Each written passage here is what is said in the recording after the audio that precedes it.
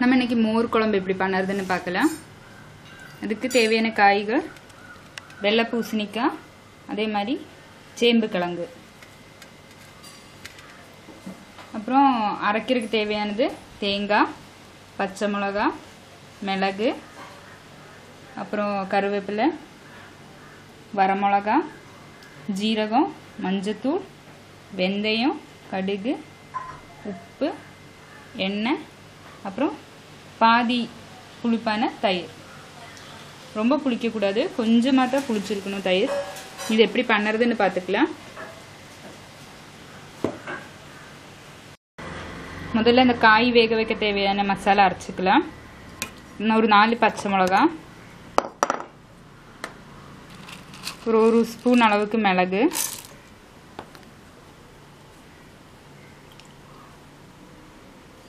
கொஞ்சம் மஞ்சத்தூள், இது மூணையும் சேர்த்து நல்லா அரைச்சி எடுத்துக்கலாம்.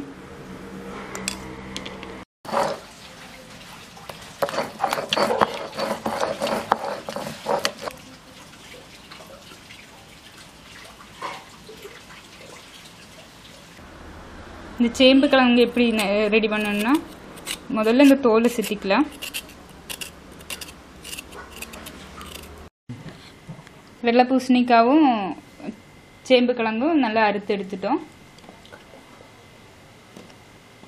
இது சேம்பு கிழங்குக்கு பகரம் வேணா நம்ம சேனை வேணாலும் சேர்த்துக்கலாம். இந்த மசாலாவும் நல்லா அரைச்சி எடுத்து வச்சிருக்கிறோம். இது மிக்சியில் அரைக்கிறத விட அம்மியில் அரைக்கிறது இன்னும் கொஞ்சம் நைஸாக கிடைக்கும். இந்த காயும் இந்த இதெல்லாம் சேர்த்து வேக வச்சுக்கலாம். முதல்ல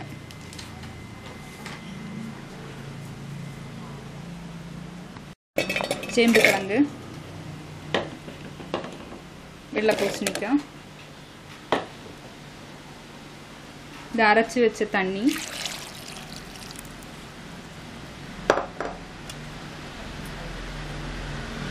மசாலா,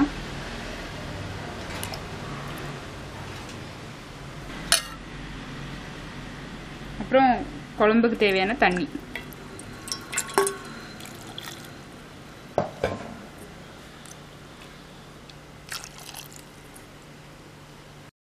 நம்ம குழம்புக்கு எவ்வளோ தேவையோ அவ்வளோ அளவு தண்ணி இப்போவே சேர்த்துக்கலாம். இனி இந்த காயில் கொஞ்சம் உப்பு சேர்த்து நல்லா வேக வச்சிடலாம்.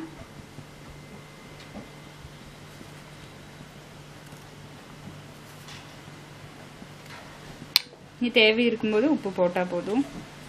இனி அது முடிஞ்சதும் காய் நல்லா வேகட்டும். இனி இந்த தேங்காயும் ஜீரகம் வச்சு நல்லா அரைச்சிக்கலாம். முதல்ல தேங்காய் கொஞ்சம் தண்ணி சேர்த்து நல்லா அரைச்சிக்கலாம். அதுக்கப்புறம் ஜீரகம் வச்சு சேர்த்தா போதும். தேங்காய் கொஞ்சம் நல்லா நைஸாகவே அரைச்சி எடுத்துக்கணும்.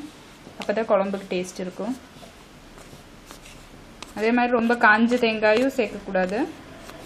கொஞ்சம் பச்சை தேங்காய் இருந்தால் அதுவும் குழம்பு நல்லா டேஸ்ட்டாக இருக்கும்.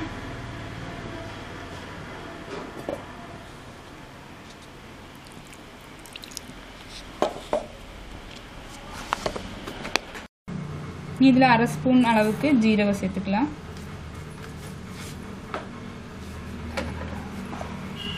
தேங்காய் நல்லா நைஸாக அரைச்சிருக்கிறோம். இந்த 1/2 ஸ்பூன் அளவுக்கு ஜீரகம் சேர்த்து அதை ஒரு சுற்றி சுற்றிக்கலாம்.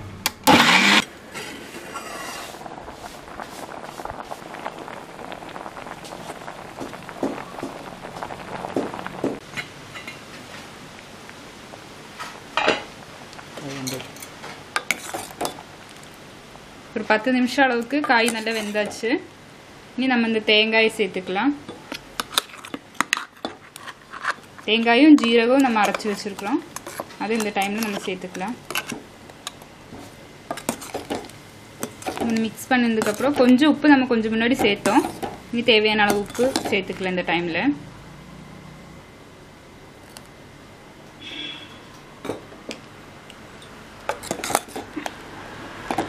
இது ஒரு கொதி வந்ததும் இந்த தயிர் நம்ம இதில் சேர்த்துக்கலாம். தேங்காய் ஊற்றுந்தும் நல்லா கொதி வந்தாச்சு. நம்ம இந்த டைமில் தயிர் சேர்த்துக்கலாம். தயிர் எப்படி புளிப்போ அதுக்கு தகுந்த மாதிரி சேர்த்தா போதும். இந்த தயிர் சேர்த்ததும் நம்ம ஃப்ளேம் சிம்மில் வச்சுக்கலாம்.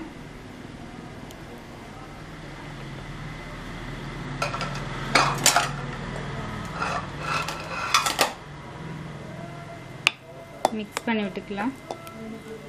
இது சின்னதாக கொதி வரட்டும். கொதி வந்தது ஆஃப் பண்ணிக்கலாம். இது கொதி வர்றதுக்கு முன்னாடி நம்ம இதை தாளிச்சுக்கலாம். நம்ம இதுலலாம் தாளிக்கிறதுக்கு வறுக்கிறதுக்கெல்லாம் எண்ணெய் சேர்க்காதனால நம்ம இதில் கொஞ்சம் எச்சா எண்ணெய் சேர்த்துக்கலாம். எண்ணெய் சூடாயிடுச்சு. அதில் கொஞ்சம் வெந்தயம் சேர்த்துக்கலாம். 2 செகண்ட் முடிஞ்சதும் நம்ம கடுகு சேர்த்துக்கலாம். அதில்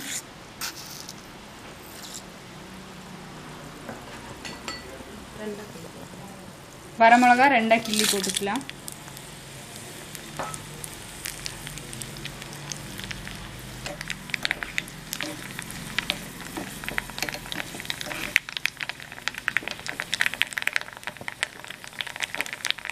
கடுகு வெடிச்சாச்சு. நம்ம இந்த டைமில் கருவேப்பிலை சேர்த்துக்கலாம். ஃப்ளேம் ஆஃப் பண்ணிடலாம். இந்த தாளிச்சதை இந்த குழம்புல நம்ம கொட்டிக்கலாம். நம்மளோட மோர் குழம்பு இன்றைக்கி ரெடி ஆயிடுச்சு.